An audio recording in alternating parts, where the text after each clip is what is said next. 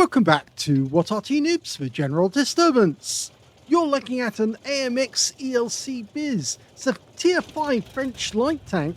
It's located on the south spawn of Fisherman's Bay, and this one is under the command of beatasianoobs. Now he's got the 90mm gun, which is the big gun. It's capable of doing 240 alpha, and with the standard AP rounds it'll do 120mm of armor, and with the APCR it goes through 150mm of armor.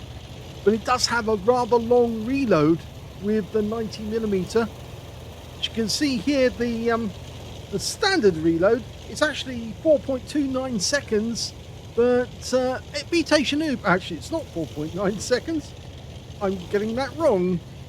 It's actually 14 seconds, but beatasianoobs has got it down to 13.15. Okay, he's done the right thing. Go to the center first, get some spotting on the enemy, see where they are. Of course, there's two ways of doing that. You can either go out to the west side, or you can actually do it from here. From here, you can actually see quite a lot of the enemy territory. And with the 90mm round, there you go, he gets around into that, but oh, unfortunately, he just runs into one of his teammates who badly placed himself, and he's only got the 70mm gun. It's not 70mm, it's actually 75mm, but it's the gun that allows the turret to turn the whole way. This version only allows you to turn the gun 15 degrees either side of the center line, and that's a bit of an awkward because it does narrow your field of view, and it takes time to dial in as well. Trying to wait for the last moment. No, couldn't get it there. He doesn't want to reveal himself, but he actually does decide to go ahead and pull back. It probably means there's somebody directly behind that KV-1 who's actually spotting. And in fact, now the enemy's starting to push up to get towards the windmill. But we do have support from a Wolverine as well. And he's back in position.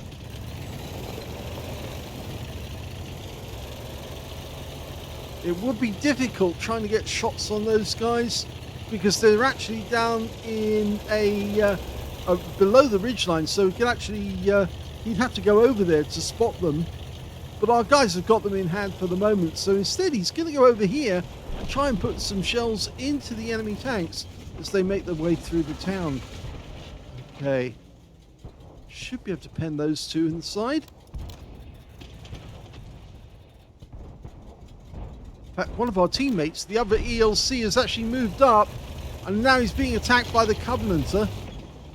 And the Covenanter very conveniently, well, it hit the tracks. He very conveniently came up and turned within the period where, or within the area between the two buildings, so we could get a shot. But it's very difficult to dial in quickly with the 90mm gun. It kind of handicaps it, but that's because it is tier 5. Now, ELC stands for Engine Léger de Combat. It's a light combat vehicle. That's the idea. It's actually so it could be airborne and could be raced to any conflict zone anywhere in the world. The tank was only designed to be about 8 tons in weight, and that accounts for why it can go so quickly. 60 kilometers an hour, 20 in reverse. Doesn't have a whole lot of power. There's only 2 crew. There's only the commander, who's also the gunner, and the reloader as well. And the driver, well, all he does is drive.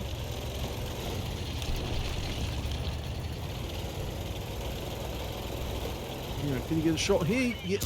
No, tried for an auto aim, didn't work. And he has to pull back because otherwise he could be subject to attack. Covenanter looks like he wants to come around and attack us. Now the enemy is actually being pushed to the end of the town by our Chi-Nu, but he's taking a lot of damage and now he's gone. So the enemy could just drive straight through the town now. I'm not sure if they know that, but I think they do. That's going to present a weakness on our eastern flank.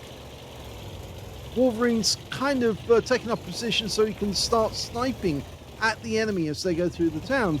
But in the meanwhile, beatasianoobs is covering this side of the map. And yeah, the OI is going straight through the town now. He knows that we're in weakness.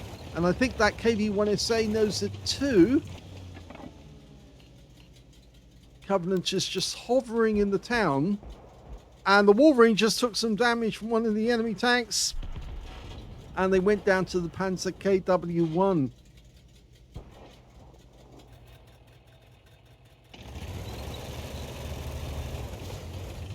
This is not looking good. We're down to 5 tanks and we're facing 9 enemies.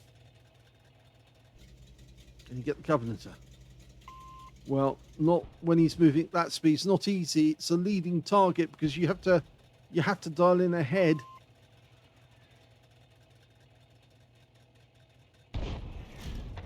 Well, he got the spotting off that one. He spotted the M10 as well over by the windmill.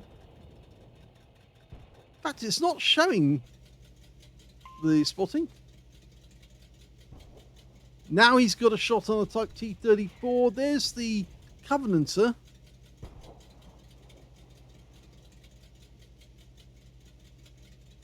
No, it's not worth a shot when he's moving that quickly. You'll more than likely miss. You need to get him when he's coming towards you or going away, because that's a lot easier to get a hit. And whilst these guys are actually moving about in the field like that, they are getting fired at by some of our other teammates. Of course, if they do get within 50 meters, we will have to open fire. And we've been spotted. Yeah, and he fires one quick round in. In fact, he actually got hit from 2 different directions. Got hit by the Type T-34 as well. And now he's just got to keep mobile. The enemy Arty in this case is a Fifi and an M41 HMC. Okay, he's auto-aimed on, or is he? No, he's just aiming very carefully. Nice shot. Got a clean kill there. In fact, funnily enough, that's his first kill of the game. Unfortunately, he's down to just 3 left on his team, so it's going to make this very, very difficult. There's 6 left on the enemy team. He pumps one in and gets some damage on the KV-1SA, makes him a one-shot. Now all he needs to do is get close as soon as he's loaded and pump one into that guy's rear and take him out of the game. Okay, he's auto-aimed on to make it easy. Lovely shot. Good, well done. He auto-aimed on to make it more of a certainty. And he's got both Artys going after him now because he's the only one on his team left alive. And there were 5 on his team, or on the enemy team, when he went down. So he is in a collar ban-off situation. Now it looks like the OI on the enemy team is making his way over here. Can we get a shot into him? Such a long range, and it takes so long for it to dial in. Oh, look at this. Type T-34 pops up, and we pump one round into him, but we do take some damage.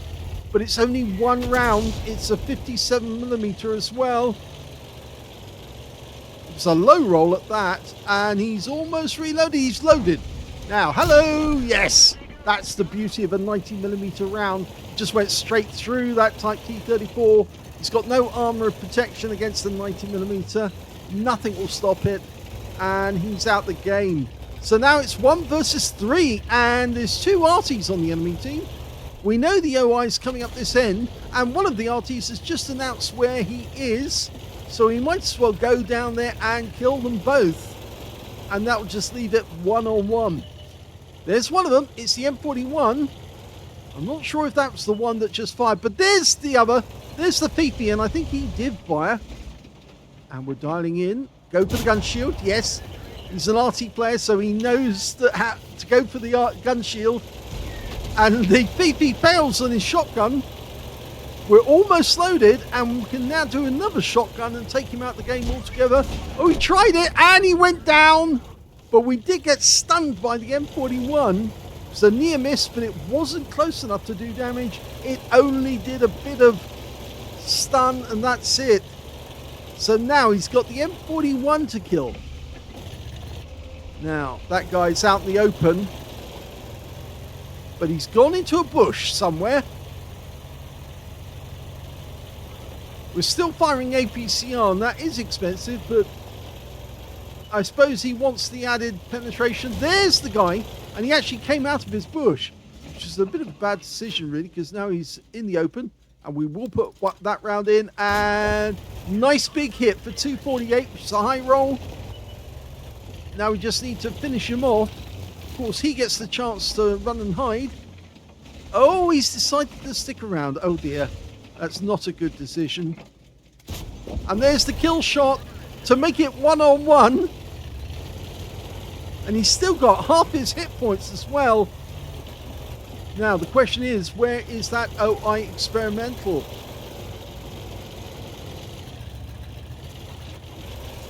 So he could do what a good scout can do, is find out where the enemy is and then try and use his range against the guy. He's got 5 kills. If he gets the next one, he not only gets the Top Gun, he also gets the Kolobanov medal. But there's more than one way to cook a chicken, and I think that OI is going to be just too slow for beatasianoobs. He's handled this very, very nicely, actually, considering how he lost all of his teammates, left him alone, facing 6 enemy, or 5 enemy actually, and then put a round straight away into the rear of that KV-1SA to claim another kill.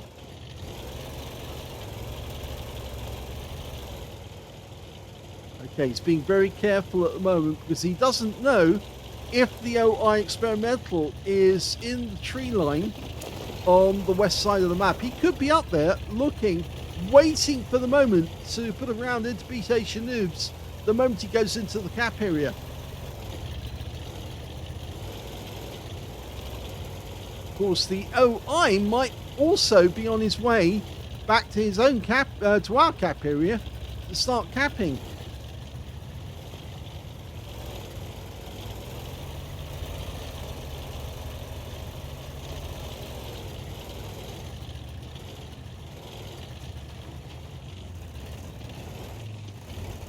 Well, he's nowhere in sight.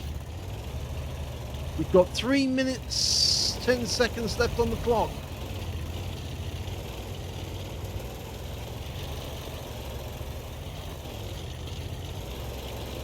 I think he's decided he wants to go for the cap.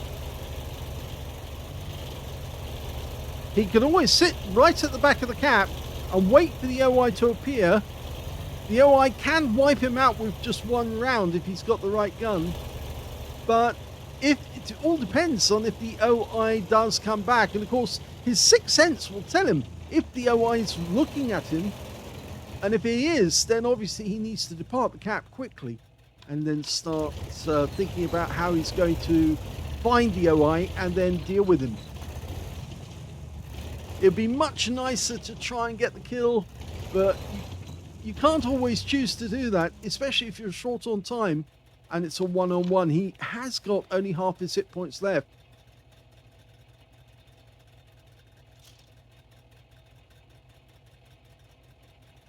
This is going to be a rather long cap. I've been in the situation myself, capping for a Kolobanov, knowing there's one enemy out there that I can't find. And I'd rather cap and secure the win for my teammates than go hunting and get ambushed. Under 2 minutes. The other problem, of course, is that turret. The fact that it will only turn 15 degrees either side of the center line, because it means if the enemy is suddenly spotted, you have to turn the vehicle to get the gun to bear on the target. If you ever want to see one of these vehicles up close and personal, they've got one at the Musée de Blind in France at Saumur. And there is the enemy. And he's 8 seconds away. I'd stay in the cap. He's just too far away. And he's got the wrong gun. At least I think that is the wrong gun. He can't get a pen. Or he can get a pen, but he's too far away to get a wipeout. And I don't think he can see us. And that's it. They've done it. He's done it. Well, an absolutely marvellous result there for beatasianoobs in the AMX ELC biz. He not only got an ace tanker out of that game because he performed so well, he also got a fighter badge for getting at least 4 kills. In fact, he got 5. 1 short of a Top Gun, 1/3 of the enemy team. He got a spotter badge for spotting at least 1,000 hit points of damage, a duelist for taking down 2 tanks who damaged him, a 5 for effect for doing more damage than the hit points of his own vehicle. He got a Pascucci's medal because he took out both enemy SPGs, first the 105 FH18B2 and then the M41 HMC. He got the Kolobanov medal, the medal that everyone would like to get at least once in their time in World of Tanks, for the wiping out and standing alone against at least 5 enemies and winning.